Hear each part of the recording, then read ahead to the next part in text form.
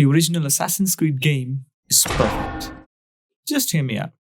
The Assassin's Creed franchise changed Ubisoft forever. After the immensely successful Prince of Persia Sands of Time trilogy, featuring the three iconic games, The Sands of Time, The Warrior Within, and The Two Thrones, Ubisoft was in a sort of pickle. How can we take this further? They wondered.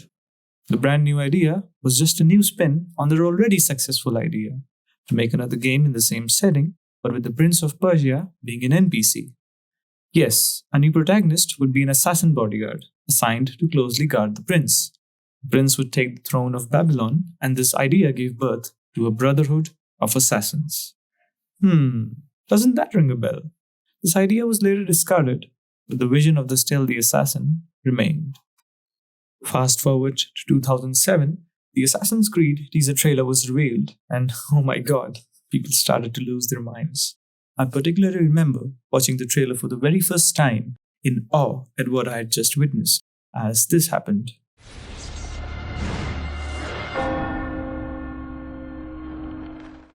The basic premise of the Assassin's Creed series of video games is the never-ending war between the two factions of opposing beliefs, the Order of the Templars and the Assassins of the Brotherhood.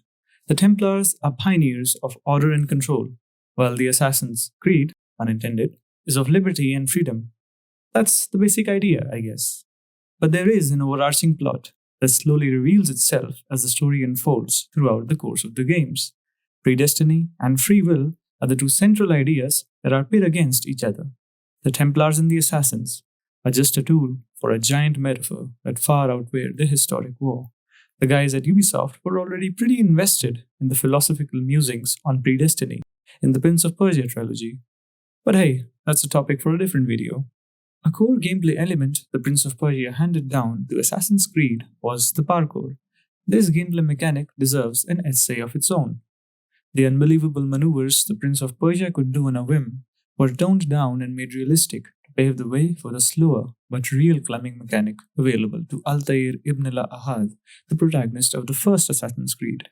The prince could scale walls horizontally in an instant, but Altaïr could slowly climb his way atop the highest pillars in Syria. The parkouring ability is lowered from a pedestal of mystic incredulous to a plane of marvelous realism.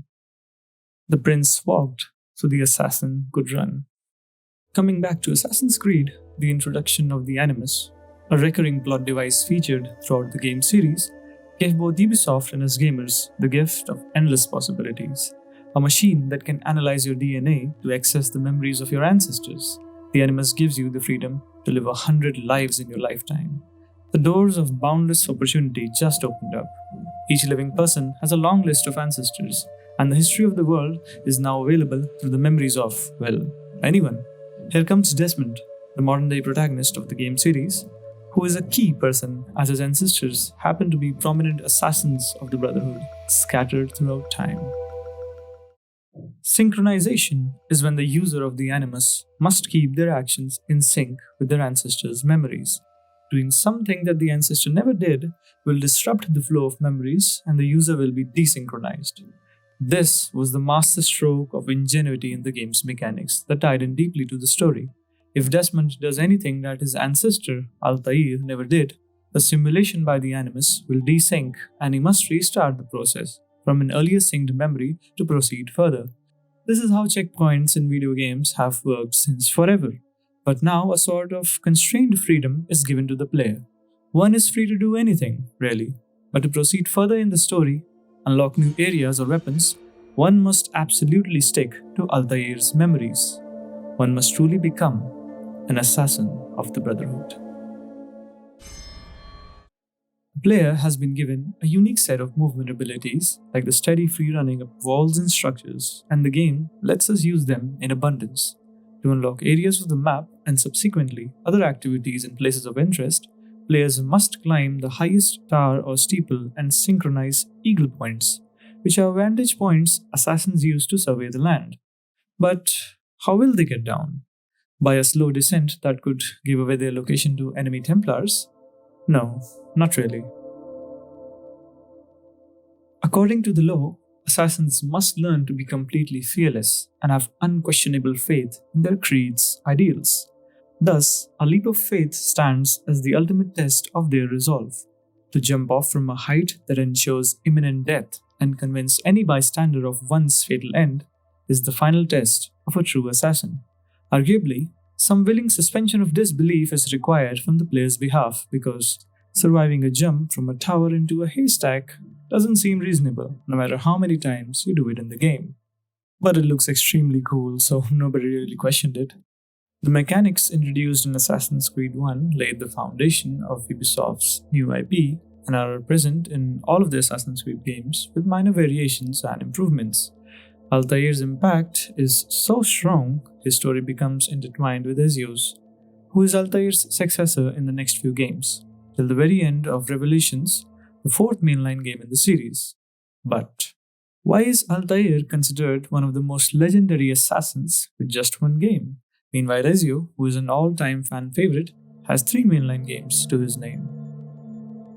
The first Assassin's Creed is the only game in the whole series that features a synchronization bar instead of a health bar, which becomes a standard right from Assassin's Creed 2 till modern-day Assassin's Creed Shadows.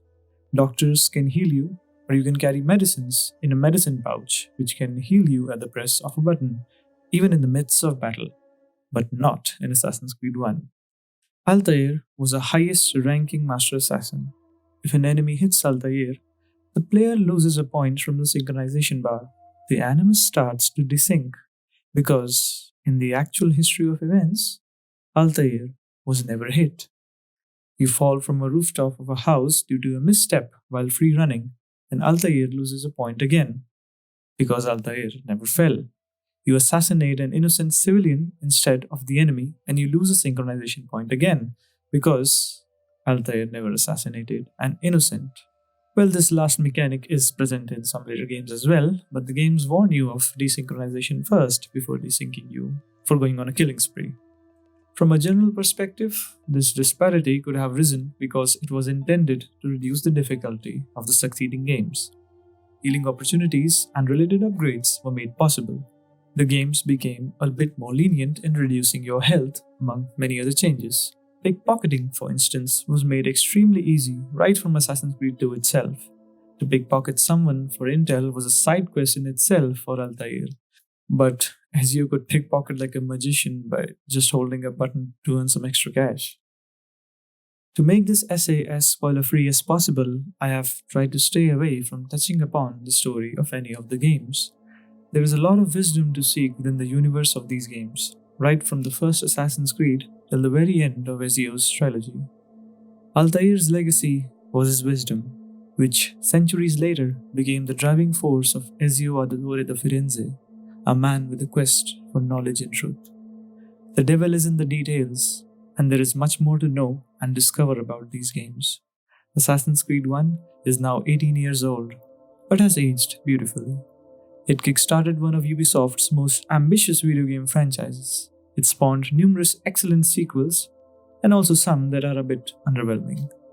But at the heart of it all is Altair ibn la Ahad, working in the shadows to serve the light. To end, what better words than Ezio's own farewell to Altair, 4 centuries after his death? No books.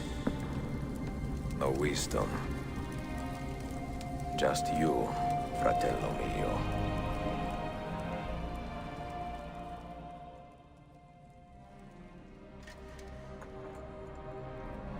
Requiescat in pace, Altair.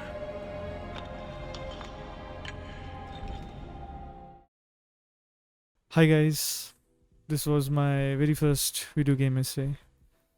I took a really long time to make this. I love video games and you'll be seeing a lot more of me soon enough. English is not my first language, so I added captions so that you may understand me better.